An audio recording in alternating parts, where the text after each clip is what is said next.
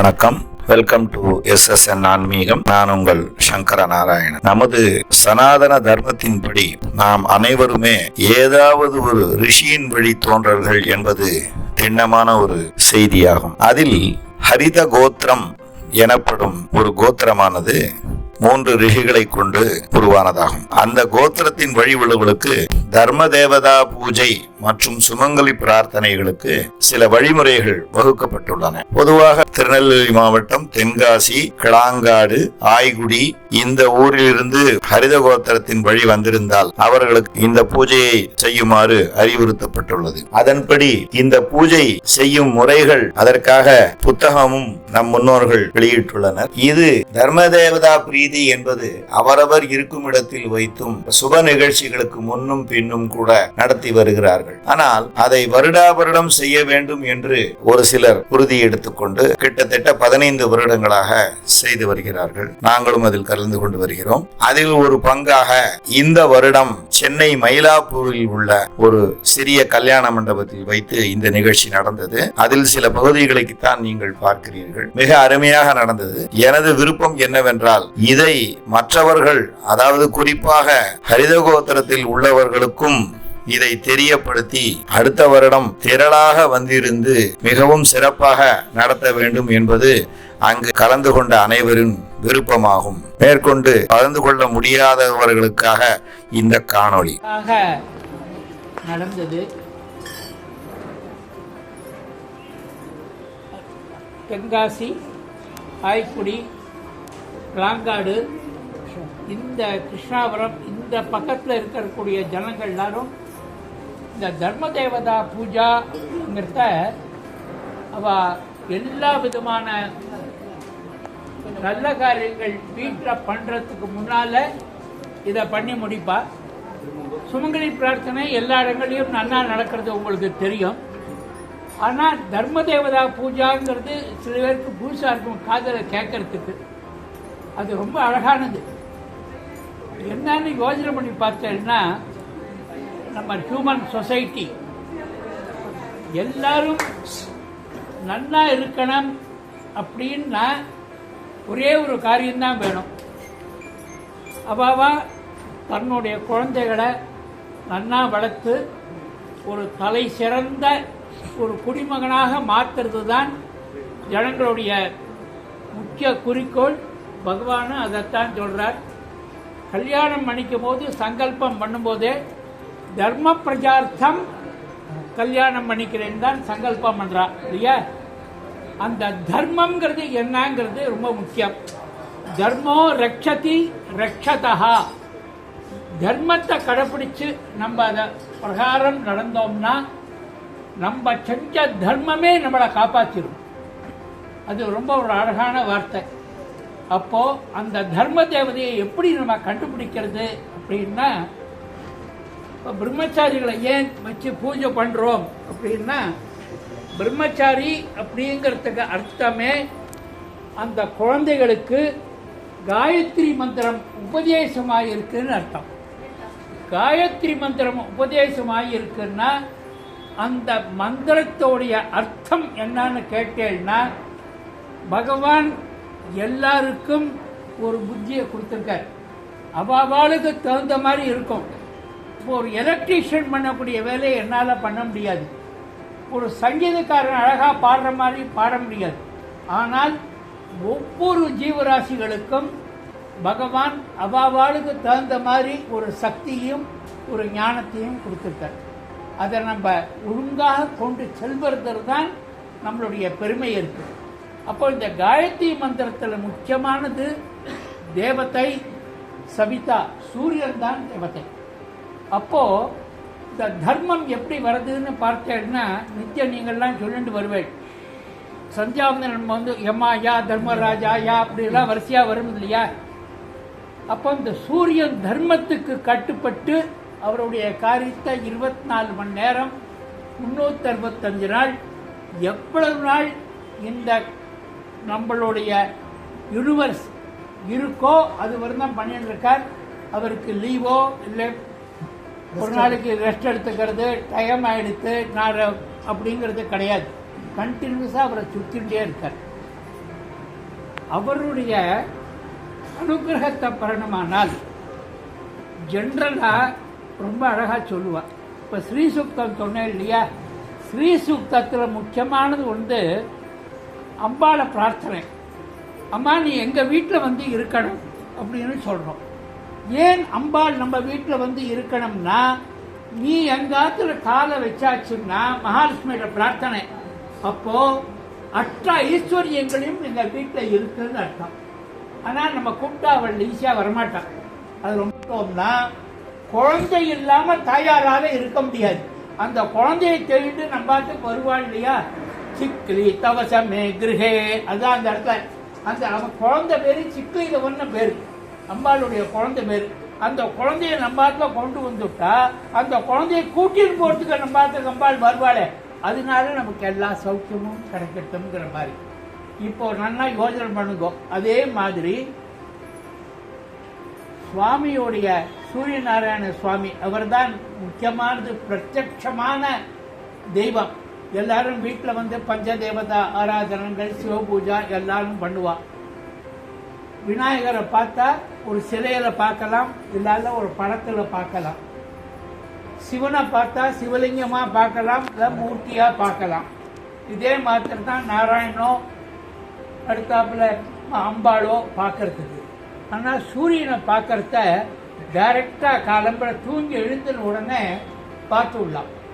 அப்போது கிராமங்களில் இப்போ விட்டு போயிடுது. அப்போல்லாம் யார் வீட்லேயுமே தனியாக பாத்ரூம்ங்கிறது ஒன்றும் கிடையாது. பொதுவாக ஊரில் இருக்கக்கூடிய அந்த ஆறு குளம் அங்கே தான் போய் ஸ்நானத்துக்கு போயிட்டு வருவாள். அவள் லேடிஸ்லாம் ஸ்நானத்துக்கு போகும்போது அந்த உதய காலத்துக்கு முன்னாலேயே சூரியன் உதிக்கிறதுக்கு முந்தையே அவள் ஸ்நானம் பண்ணிட்டு தான் வீட்டுக்கு வருவாள். பூஜைகள்லாம் ரொம்ப குறைச்சல் இருக்கு. குளிச்சு எழுந்த உடனே இந்த சூரியன் லேச உதிக்கின்ற சூரியன்னு சொல்கிறோமே, அப்படி மேலே வரும்போது மனசால அந்த சூரியனை பார்த்து ஒரு நமஸ்காரம், அவளுக்கு போய் சூரிய நமஸ்காரம் பண்ண அந்த கொண்டு போய் இருக்கிற மஞ்சளை அரைச்சி நெச்சலில் பூச்சுண்ட அந்த மஞ்சள்லேயே கொஞ்சம் ஜலத்தை விட்டு அதுதான் அபிஷேகம். பிரார்த்தனை ஒன்று கண்டிப்பாக சொல்லுவாள். அந்த பிரார்த்தனையை உங்களுக்கு சொல்கிறேன். சௌரமண்டல மத்தியஸ்தம், சூரியன் வரணும்னு சொல்கிற இல்லையா, பிரத்யட்ச தேவதையாக இருக்கக்கூடிய சூரிய மண்டலத்தை கண்ணால் பார்க்குறார். சௌரமண்டல மத்தியஸ்தம் சாம்பம் சம்சார பேஷஜம். நான் வீட்டுக்கு போகிறேன், அது பெரிய சம்சார கடல், என்ன காரியம் இருக்கோ என்ன வரப்போகிறதோ தெரியாது. அந்த சம்சாரத்தில் இருக்கக்கூடிய கஷ்டங்களை போக்கக்கூடிய பெரிய டாக்டர். பேஷஜம்னா அதை போக்கிறவர் யாருன்னா சாட்சாத் பரமேஸ்வரர். சாம்பம் சம்சார பேஷஜம். சாம்பம்னா சுவாமிகிட்ட நீங்கள் தனியாக வராதிங்கோ, அம்பாளோடு சேர்ந்து இருக்கக்கூடிய அந்த உங்களை நான் பிரார்த்தனை பண்ணுறேன் அப்படின்ற சாம்பம் சம்சார பேஷஜம். நீலகிரீமம் விரூபாட்சம், உங்களுக்கு பெரிய கண்ணு, உலகத்தை பூரா நீங்கள் எல்லாரையுமே பார்த்துட்டு இருக்கேன். தனியாக நான் உங்களை சொல்லணுங்கிறது கிடையாது. நம்ம சுவாமியை பிரார்த்தனை பண்ணினாலும் பண்ணாட்டாலும் உலகம் பூரா அந்த சூரியனுடைய கிரணங்கள் இருந்துருக்கு. சயின்ஸ் பிரகாரம் நம்ம சாப்பிட்ற சாப்பாடு போட்டோசிந்தசிஸ் பிரகாரம் தான் நமக்கு தானியங்கள்லாம் நமக்கு கிடைக்கிறது. அது எல்லாருக்குமே தெரியும். சூரியன் இல்லாட்ட ஒன்றுமே நடக்காதுன்னு. அந்த சூரிய மண்டலத்தில் நான் சாம்பா பரமேஸ்வரனை பார்க்குறேன். நீலக்கிரீவம் அப்படின்னா கழுத்து நீளமாக இருக்குன்னு அர்த்தம். கழுத்து ஏன் அவருக்கு நீளமாக இருக்குன்னா ஆலகால விஷத்தை குடிச்சிட்டார். ஆனால் அம்பாள் உடனே கழுத்தை பிடிச்சதுன்னா கழுத்துலையே நின்றுடுத்து. அவர் நல்ல வெளுப்பான உடம்பு, அதனால வெளியில் அது தெரியுது. இதைத்தான் சம்சாரத்தில் அவ்வளவு பேரும் சில வார்த்தைகளை சொல்லவும் முடியாது, சில முழுங்கவும் முடியாது அப்படின்னு சொல்கிறோமே, அது அவ்வளவு பேரும் குடும்பத்தில் நடத்திட்டு தான் இருக்கும். எந்தெந்த சமயத்தில் கண் முன்னால் என்னன்னு கேட்டால் கூட வாயை திறந்து இதை சொல்ல முடியாது. அந்த மாதிரி இருக்கக்கூடிய நிலையில சாம்பம் சம்சார பேஷஜம், இந்த என்னுடைய குடும்பத்தில் இருக்கக்கூடிய கவலைகளை எல்லாத்தையும் நீ போக்கணும். நீலகிரீவம்னு ஏன் உன்னை சொன்னேன்னா உன்னோட நிலையில தான் நாங்கள்லாம் இருந்துட்டு இருக்கோம். விரூபாட்சம், உன்னோடைய கண்ணு பெரிய உலகத்தை பூரா பார்க்கறிய, என்ன அனுகிரகம் பண்ணணும். நீலகிரீவம் விரூபாட்சம், நான் செய்யக்கூடியதெல்லாம் நமாமி சிவம் அவ்யயம், எப்பவும் உன்னுடைய ஞாபகம் இருக்கும்படியா இருக்கணும்னு சொல்றோம். இப்போ சூரியனை பார்த்து நமஸ்காரம் பண்ணும்போது சூரியனோட குழந்தை யமன், அவனுக்கு பேர் தர்மராஜான்னு பேர். அப்போ சூரியனுடைய அனுகிரகத்தை பூரா நம்ம வாங்கிக்கணுமானா அவருடைய குழந்தைய தனியா பிரம்மச்சாரி அந்த மந்திரத்தை உபதேசம் பண்ணி இருப்பாங்க. அந்த பிரம்மச்சாரிகளை ஆவாகனம் பண்ணி நமக்கு முடிஞ்ச அளவுக்கு 3 பேரோ 5 பேரோ 7 பேரோ 9 பேரோ 11 பேரையோ வைக்க வச்சு அவளுக்கு ஆகாரம் போடுறதுலாம் கஷ்டம் கிடையாது. நீங்க பண்ணக்கூடிய அதே சாப்பாடு அதை அப்படியே போடுங்க. ஆற்றல் தேங்காய் வரைச்சிருப்பேன், அது இருந்து ஒரு கீரையில கொஞ்சம் வெள்ளத்தையும் முதல்ல பரிமாறிட்டு பாக்கி எல்லாத்தையும் பண்ணுங்கிறது தான் ரொம்ப சிம்பிள். ஆனால் இந்த பூஜையை நம்ம பண்ணினோம்னா சாட்சாத் சூரியனுக்கு ஒரு சந்தோஷமானது ஏற்பட்டு அவ்வளவு அனுகிரகத்தையும் உடனடியாக உங்களுக்கு எதையெல்லாம் நீங்க கேட்கிறீங்களோ கேட்டதை பூரா கொடுக்கணும். நான் அந்த குடும்பத்தை பிறந்திருக்கேனே, தனியாக அவரை பூஜை பண்ணணுமான்னா உங்க புத்தகத்தை அழகா போட்டிருக்கேன். ஆதித்ய ஹிருதயம். ஏன்? சூரியனுடைய வம்சத்தில் பிறந்தவர் தான் சாட்சாத் ராமச்சந்திர மூர்த்தி. அவருடைய காரியத்தை நன்னா பண்றதுக்காகத்தான் சூரியனுடைய குழந்தையாக சுக்ரீவன் வேற அவதாரம் பண்ணியிருக்கார். ஆனாலும் ராவணனுடைய சம்ஹாரம் ஆறதுக்கு முன்னால அகஸ்தியர் வந்து அவனுக்கு ஆதித்ய ஹிருதயத்தை சொல்லி, அப்பா இந்த சூரிய பகவானை நீ பிரார்த்தனை பண்ணிக்கோ, உனக்கு எல்லாம் கிடைக்கும்னு சொல்றார். அழகாக நடக்கிறது. ஒன்று மாத்திரம் வச்சுக்கோங்க, காயத்ரி மந்திரத்தை நித்தியம் 10 ஆவர்த்தி குறையாம ஜபம் பண்றதுன்னு ஒரு பழக்கம் இருக்கும். நிறைய பண்றது வேதாத்தியானம் பண்றதெல்லாம் ஜாஸ்தி முடியுமானா நீங்க பண்ற நிறைய அழகா சொன்னேன், காதால கேட்டேன். 2வது, சூரியனை பார்த்த உடனே வெளியில வரும்போது ஒரு மனசுலாம் நமஸ்காரம் பண்ணுங்க. எல்லாருக்கும் கிரிக்கெட்லாம் என்ன விளையாடுவேன், இந்த ஸ்ரீகாந்த் உள்ள நுழையும் போதே உள்ள ஒரு தரம் சூரியன் ஒரு தரம் பார்த்துட்டு தான் அவன் வருவான். அதை பார்த்துருப்பேன் நீங்க இல்லையா? நீங்களும் அது மாதிரி வெளியில விட்டு ஆற்ற விட்டு வெளியில வரும்போது சூரியனை பார்க்கும்போது மனசுனால ஒரு பிரார்த்தனை, என்னோட காரியங்கள்லாம் நன்னா நடக்கட்டும்.